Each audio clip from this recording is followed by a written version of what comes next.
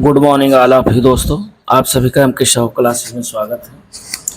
आज UPTGT commerce 2016 का वाणिज्य पेपर का जो सेकंड पार्ट है वो लेकर के आए हैं। क्योंकि फर्स्ट पार्ट में हम लोगों ने क्वेश्चन नंबर 1 से 62 तक कवर किया था और 2016 के पेपर में हम लोग जो क्वेश्चन नंबर 63 से 125 तक कवर करेंगे। इसमें हम लोग ये देखेंगे कि कहाँ कहाँ से किस किस टॉपिक से क्वेश्चन ज़्यादा पूछे जाते हैं और किस टाइप के प्रश्न पूछे जाते हैं। क्योंकि इसमें कॉमर्स में थोड़ा ज़्यादा मेहनत करने की ज़रूरत है, क्योंकि वैकेंसियाँ कम आती हैं और प्रिपरेशन करने वालों की संख्या ज़्यादा रहती है, कट ऑफ भी ज़्यादा जाती है। इसलिए टॉपिक वाइज सिलेबस आप लोग निकाल के पहले रख लीजिए और हर टॉपिक को कवर करिए और हर टॉपिक से क्वेश्चन पूछे जाते हैं। इसलिए इस पेपर को लाने का मेरा मेन मकसद यही है कि कोई भी एग्ज़ाम आपको यदि क्रैक करना है तो सबसे पहले ये देख लेना है कि पिछले कम से कम 7-8 साल के पेपर को आपको एनालाइज करना है, देखना है कि कैसे प्रश्न पूछे जा रहे हैं, ट्रेंड कैसा चल रहा है। तो इसलिए इस पेपर को मैं दिखा रहा हूँ और उसके बाद में सिलेबस में टॉपिक वाइज हर चैप्टर से आपको कम से कम जो है कोशिश ये रहेगी कि कम से कम 400 से 500 क्वेश्चन हर टॉपिक से आपको जो है क्वेश्चन दिए जाएं, जिससे कि आप पढ़ते रहें और जो है इसके साथ साथ जैसे टॉपिक आप पढ़ते रहें और ऑब्जेक्टिव क्वेश्चन मैं देता रहूं, तो दोनों को आप एनालाइज करके आप प्रिपरेशन अच्छे से कर सकते हैं। तो देर न करते हुए दोस्तों वीडियो को शुरू करते हैं। और यदि चैनल पे पहली बार है तो चैनल को लाइक, शेयर और सब्सक्राइब जरूर करें। तो पहला क्वेश्चन यही कह रहा है कि भारत में अंतिम ऋणदाता को कहा जाता है, यानी किसको जो है अंतिम ऋणदाता कहा जाता है, तो वो है भारतीय रिजर्व बैंक। भारतीय रिजर्व बैंक को अंतिम ऋणदाता कहा जाता है। और भारतीय रिजर्व बैंक का जो मेन कार्य होता है वह आप सभी लोग जानते हैं, नोट निर्गमन करना, शाख नियंत्रण जो है बनाए रखना। और वर्तमान में जो है आरबीआई के जो गवर्नर हैं वो शक्तिकांत दास हैं और इसकी स्थापना दोस्तों 1935 में हुई थी, ये भी ध्यान रखना। तो क्वेश्चन ये 63 नंबर का फर्स्ट वाला ऑप्शन सही है। 64 नंबर क्वेश्चन कह रहा है कि भारत के योजना आयोग को प्रतिस्थापित किया गया, यानी पहले भारत में योजना आयोग चलता था, अपनी प्लानिंग कमीशन चलता था, उसके स्थान पर कौन सा आयोग बनाया गया, तो उसके स्थान पर नीति आयोग का निर्माण किया गया। नीति आयोग योजना आयोग के स्थान पर रिप्लेस करके नीति आयोग रखा गया। और नीति आयोग के जो अध्यक्ष होते हैं वो प्रायः प्रधानमंत्री होते हैं और वर्तमान में नीति आयोग के जो अध्यक्ष हैं वह जो है नरेंद्र मोदी जी प्रधानमंत्री नीति आयोग के अध्यक्ष। तो राइट ऑप्शन 64 का सी विकल्प हो गया। 65 नंबर क्वेश्चन कह रहा है कि आंकड़ों का जो वर्गीकरण है वो हो सकता है, तो वर्गीकरण भौगोलिक भी हो सकता है, गुणात्मक भी हो सकता है, मात्रात्मक भी हो सकता है, अर्थात उपयुक्त सभी डी वाला ऑप्शन सही है, क्योंकि आयोग ने भी जो है इस आंसर को डी ही माना है। 66 नंबर क्वेश्चन कह रहा है कि निम्नलिखित में से कौन तलपट तैयार करने के लिए आधार होता है, तो तलपट तैयार करने के लिए जो आधार का काम करता है वह खाता बही होता है, क्योंकि सबसे पहले हम जर्नल बनाते हैं, जर्नल से खाता बही में पोस्टिंग करते हैं, लेजर करते हैं और उसके बाद खातों के शेष निकालते हैं, उन्हीं शेष से हम तलपट तैयार करते हैं। तो राइट ऑप्शन 66 का बी विकल्प होगा। 67 नंबर क्वेश्चन कह रहा है कि सर्वोत्तम विकल्प का जो चयन है वो महत्वपूर्ण चरण है, तो सर्वोत्तम विकल्प का चयन का जो महत्वपूर्ण चरण है वह है डिसीजन मेकिंग अर्थात निर्णयन। तो राइट ऑप्शन हमारा बी विकल्प होगा, निर्णयन। 68 नंबर क्वेश्चन कह रहा है कि हार्थोन परीक्षण किनके द्वारा किए गए, तो हार्थोन परीक्षण दोस्तों जॉर्ज एल्टन मायो के द्वारा किया गया था, मेयो के द्वारा किया गया, जो कि ऑस्ट्रेलिया के अर्थशास्त्री हैं, तो ये भी ध्यान रखिएगा। 68 नंबर के बाद 69 नंबर क्वेश्चन कह रहा है कि प्रमाणन के अंतर्गत जांच की जाती है, प्रमाणन के अंतर्गत प्रारंभिक लेखा पुस्तकों की जांच की जाती है। राइट ऑप्शन 69 का ए विकल्प है, प्रारंभिक लेखा पुस्तक। आगे 70 नंबर क्वेश्चन कह रहा है, 70 नंबर कह रहा है कि CIF का पूर्ण रूप क्या है। CIF का फुल फॉर्म पूछ रहा है। CIF का फुल फॉर्म है cost insurance and freight. Cost insurance and freight जो है CIF का फुल फॉर्म है। 70 नंबर का राइट ऑप्शन ए विकल्प हुआ। 71 नंबर क्वेश्चन कह रहा है कि समन्वय में शामिल है। समन्वय में क्या शामिल है, तो समन्वय में उद्देश्य की एकता शामिल है। राइट ऑप्शन आपका बी विकल्प है। तो 71 नंबर का राइट ऑप्शन बी, उद्देश्य की एकता। 72 नंबर क्वेश्चन कह रहा है कि प्रत्येक कंपनी को रजिस्ट्रार के पास निम्नलिखित की एक प्रत दाखिल करनी होती है। तो रजिस्ट्रार के पास कंपनी को दाखिल करनी पड़ती है क्या, पार्षद सीमा नियम की एक प्रत दाखिल करनी होती है। तो 72 नंबर का जो राइट ऑप्शन है वह सी विकल्प है। 73 नंबर क्वेश्चन कह रहा है कि अदत्त व्यय खाता है। अदत्त व्यय खाता जो है किस प्रकार का खाता है, तो अदत्त व्यय एक व्यक्तिगत खाता है। और आ जाए कि अदत्त मजदूरी, ये भी व्यक्तिगत है। अदत्त वेतन, ये भी व्यक्तिगत है। ध्यान रखिएगा कि अगर अदत्त शब्द जुड़ा हुआ है तो वो व्यक्तिगत होगा, जबकि खाली मजदूरी है, खाली वेतन है तो वो नॉमिनल अकाउंट है, ये भी ध्यान रखिएगा। तो अदत्त शब्द अगर पूर्वदत्त वेतन दिया हुआ तो भी आपका व्यक्तिगत माना जाएगा, लेकिन अगर कह रहा है पूर्वदत्त वेतन न दे करके खाली वेतन शब्द दिया है तो वो नाम मात्र खाता माना जाएगा। तो ये ध्यान रखिएगा कि अदत्त व्यय खाता, चूंकि अदत्त शब्द जुड़ा हुआ है तो ये व्यक्तिगत खाता है। तो राइट ऑप्शन 73 का सी विकल्प होगा। 74 नंबर क्वेश्चन कह रहा है कि भारतीय कृषि के संबंध में निम्नलिखित में से कौन सा कथन सत्य है। आपको सत्य कथन बताना है। तो भारतीय कृषि के संबंध में जो सही कथन है वह कृषि में श्रम की उत्पादकता कम हुई। तो कृषि में श्रम की जो उत्पादकता कम है यह कृषि के संबंध में सत्य है। तो 74 नंबर का राइट ऑप्शन होगा ए विकल्प। 75 नंबर क्वेश्चन कह रहा है कि विज्ञापन के उद्देश्य में शामिल नहीं है।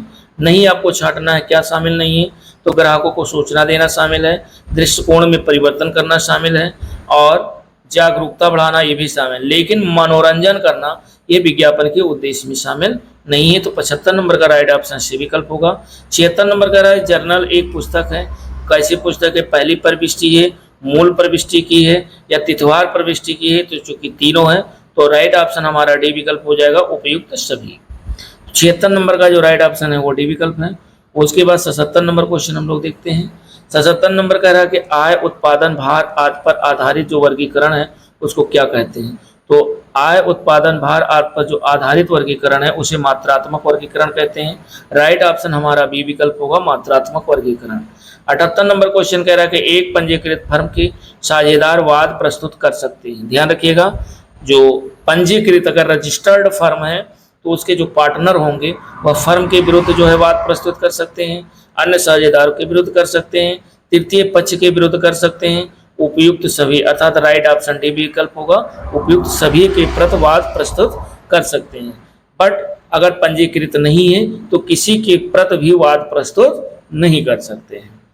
79 नंबर क्वेश्चन कह रहा है कि नए साझेदार के प्रवेश पर किसी संपत्ति के मूल्य में हुई वृद्धि, अगर वृद्धि होती है तो क्रेडिट किया जाता है किसको, पुनर्मूल्यांकन खाते को। पुनर्मूल्यांकन खाते को क्रेडिट करेंगे और यदि संपत्ति के मूल्य में कमी होती है, यानी वृद्धि नहीं होती कमी होती है, तो पुनर्मूल्यांकन खाते को डेबिट किया जाएगा, ये भी ध्यान रखिएगा।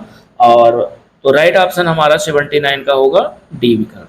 80 नंबर क्वेश्चन कह रहा है कि जनसंख्या घनत्व से तात्पर्य होता है व्यक्तियों की संख्या प्रति, अर्थात जनसंख्या घनत्व उसे कहते हैं जो 1 किलोमीटर के दायरे में रेंज में जितनी जनसंख्या निवास करती है तो उसी को जनसंख्या घनत्व कहते हैं, अर्थात प्रति वर्ग किलोमीटर में निवास करने वाली जो जनसंख्या होती है उसको जनसंख्या घनत्व के नाम से जाना जाता है। तो 80 नंबर का जो राइट ऑप्शन होगा वो डी विकल्प होगा। 81 नंबर क्वेश्चन कह रहा है किन लागत मतभेदों के अंतर्गत अंतर्राष्ट्रीय व्यापार नहीं किया जाता है, यानी किन लागत मतभेदों के अंतर्गत अंतर्राष्ट्रीय व्यापार नहीं किया जाता है, तो वो है एक समान लागत मतभेद के अंतर्गत अंतर्राष्ट्रीय व्यापार नहीं किया जाता है। तो 81 नंबर का जो राइट ऑप्शन होगा वह ए विकल्प होगा।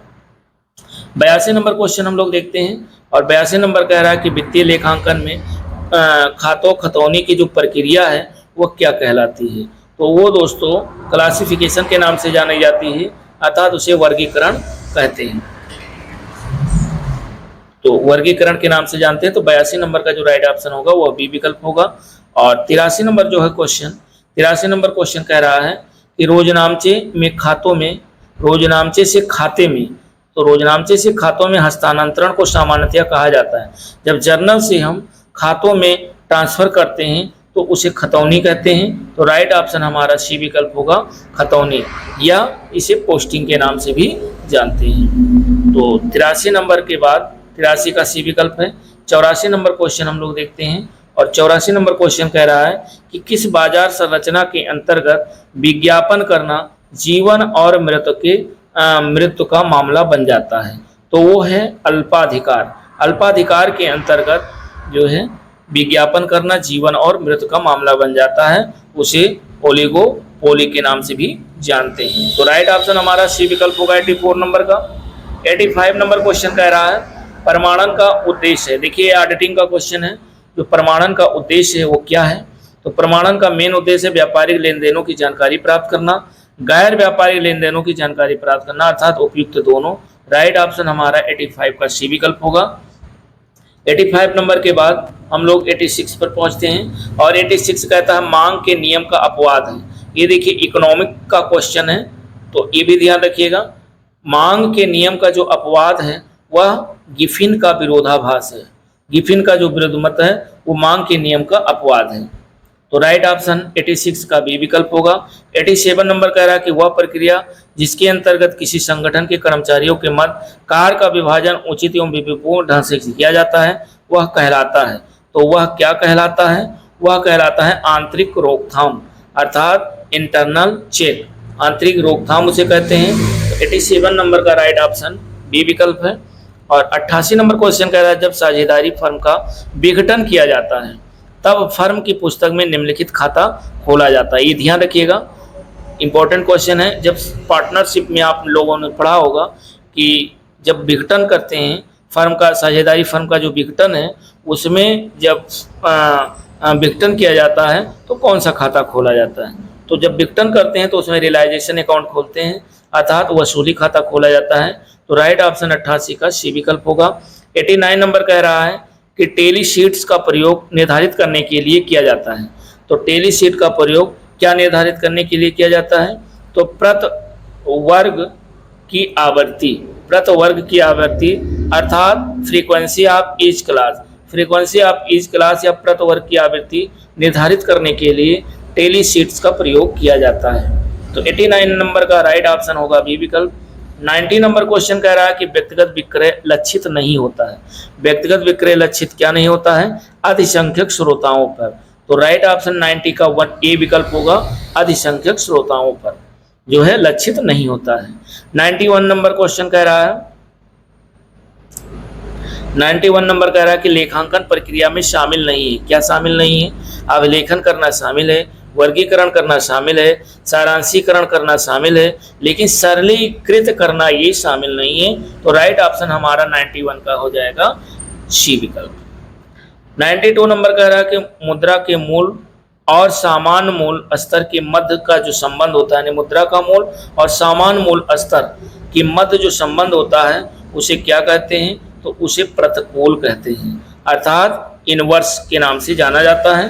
तो राइट ऑप्शन 92 का बी विकल्प होगा। 93 नंबर क्वेश्चन कह रहा है कि निम्नलिखित में से कौन वाणिज्यिक बैंकों की क्रेडिट निर्माण शक्ति को सीमित करता है? तो वाणिज्यिक बैंक की क्रेडिट निर्माण शक्ति को सीमित करने वाला जो है वो है राजकोषीय नीति। राइट ऑप्शन आपका होगा ए विकल्प, राजकोषीय नीति यानी फिजिकल पॉलिसी। तो इसके बाद हम लोग देखते हैं 94 नंबर क्वेश्चन। और 94 नंबर क्वेश्चन कह रहा है कि खाते के दोनों पक्षों का योग करने और अंतर को ज्ञात करना कहलाता है। तो खातों के दोनों पक्षों का योग करना और योग करके अंतर को ज्ञात करना क्या कहलाता है? तो वो कहलाता है बैलेंसिंग, अर्थात संतुलित करना। तो राइट ऑप्शन 94 नंबर का सी विकल्प होगा, संतुलित करना या बैलेंसिंग करना। फिर 95 नंबर क्वेश्चन कह रहा है कि लेखांकन की वो अवधारणा जिसके आधार पर लाभ और हानि खाता तैयार किया जाता है उसे क्या कहते हैं? तो उसे मिलान अवधारणा के नाम से जाना जाता है, अर्थात राइट ऑप्शन आपका सी विकल्प होगा, मिलान। सी विकल्प होगा मिलान, जिसे मैचिंग भी कहते हैं। तो राइट ऑप्शन 95 नंबर का जो आयोग के द्वारा आंसर दिया गया है वो है मिलान। तो 95 का जो राइट ऑप्शन है वो सी विकल्प है।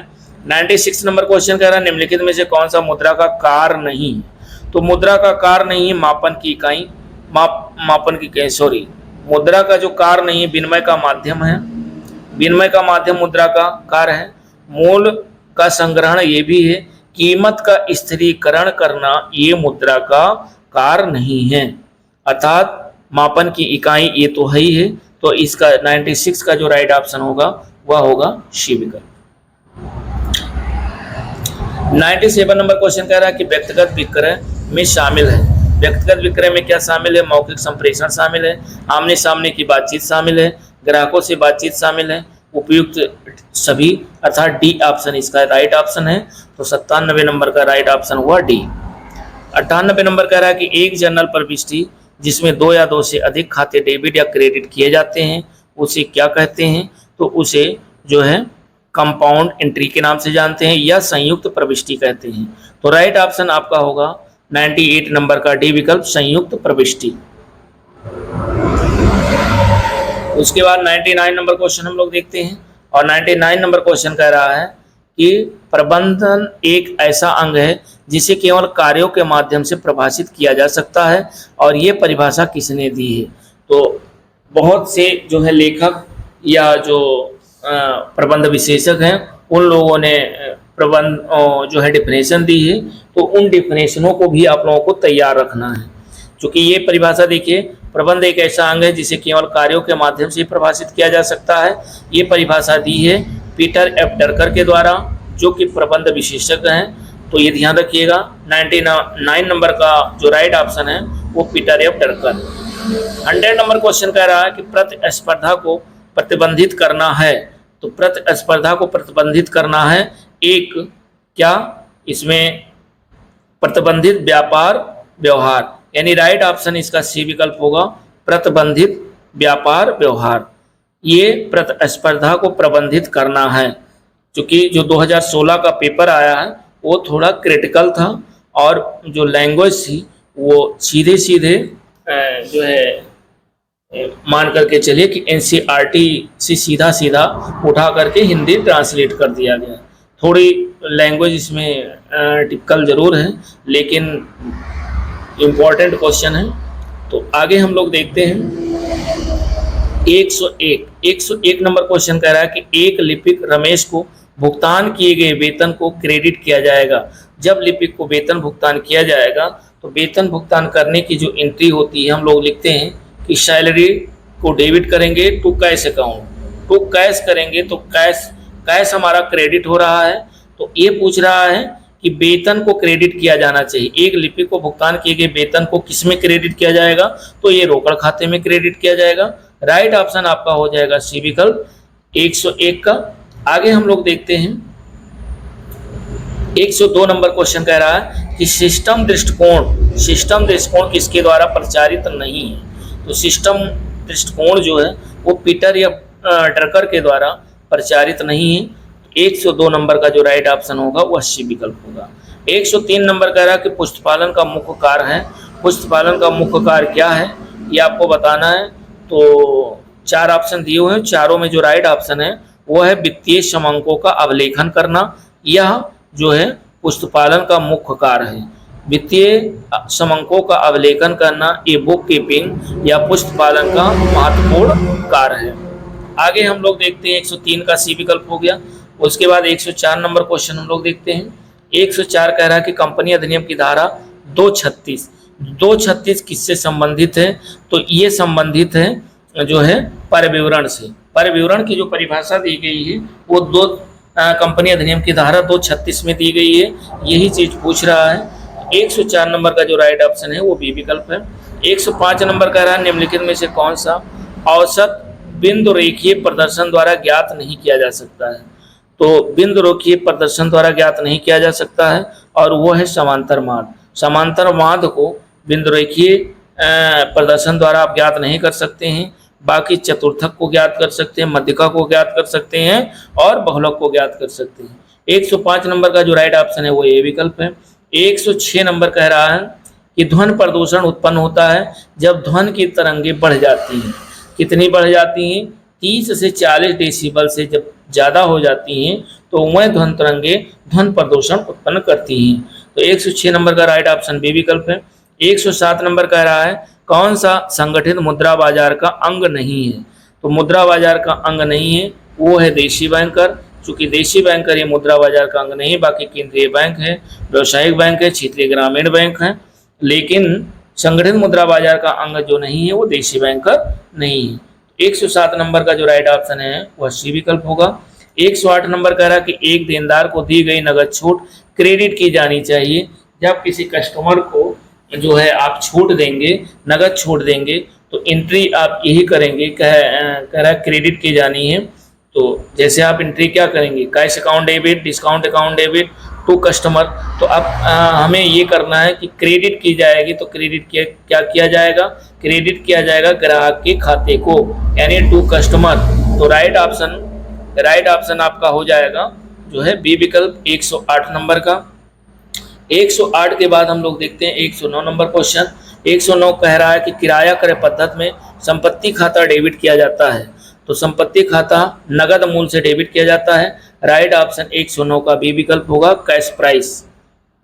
110 नंबर क्वेश्चन कह रहा है कि एक सीधी मांग रेखा के मध्य बिंदु पर मांग की जो लोच होती है वह क्या होती है? तो जो मांग की लोच होती है वो इकाई के बराबर होती है, अर्थात ईपी बराबर 1 होगा। तो अगर ईपी बराबर 1 होगा तो रेखा के मध्य बिंदु पर मांग की लोच यही होती है। तो राइट ऑप्शन हमारा बी विकल्प होगा इकाई के बराबर। ये भी आपके इकोनॉमिक्स का क्वेश्चन है। 111 नंबर कह रहा है कि अंशों के समर्पण का जो प्रभाव है, अंशों के समर्पण का प्रभाव वही होता है जो अंशों के हरण का होता है। तो राइट ऑप्शन हमारा बी विकल्प होगा अंशों के हरण, यानी 111 नंबर का जो राइट ऑप्शन है वो बी विकल्प है, हरण का। और 112 नंबर क्वेश्चन हम लोग देखते हैं। 112 नंबर कह रहा है कि साधारण तौर पर धन के परंपरागत दृष्टिकोण के अनुसार इनमें से कौन शामिल है? क्या शामिल है आपको बताना है। तो मुद्रा एवं मांग जमा राशि जो है ये साधारण तौर पर धन के परंपरागत दृष्टिकोण के अनुसार इसमें शामिल होते हैं। 112 नंबर का जो राइट ऑप्शन है वो बी विकल्प है। 113 नंबर क्वेश्चन कह रहा है कि एक नया साझेदार अपने भाग की ख्यात के रूप में नकदी लाता है, वह राशि पुराने साझेदारों में बांटी जाएगी। यानी जब कोई नया साझेदार प्रवेश करता है, नया साझेदार अपने भाग की ख्यात यानी गुडविल लाता है और फर्म में प्रवेश करता है, तो जो पुराने साझेदार होते हैं वो उसकी गुडविल को त्याग के अनुपात में बांटते हैं। जिस अनुपात में पार्टनर त्याग करके उसे अपना हिस्सा देते हैं उसी रेशियो में जो है उसकी गुडविल को बांटते हैं, तो उसको कहते हैं त्याग का अनुपात, यानी सेक्रीफाइस रेशियो में उसे डिवाइड करते हैं। 113 नंबर का राइट ऑप्शन होगा डी विकल्प।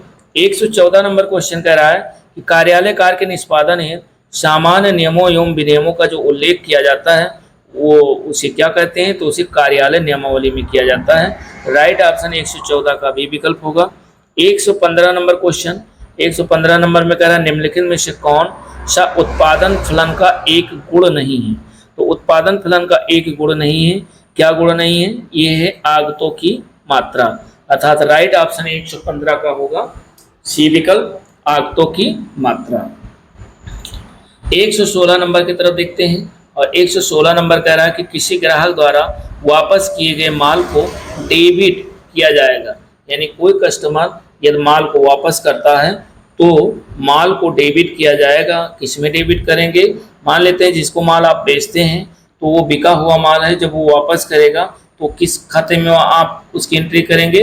बिके हुए माल की जो एंट्री होगी वापस आएगा उसे विक्रय वापसी खाते में एंट्री करेंगे। तो जो डेबिट किया जाएगा वो सेल्स रिटर्न अकाउंट को डेबिट करेंगे।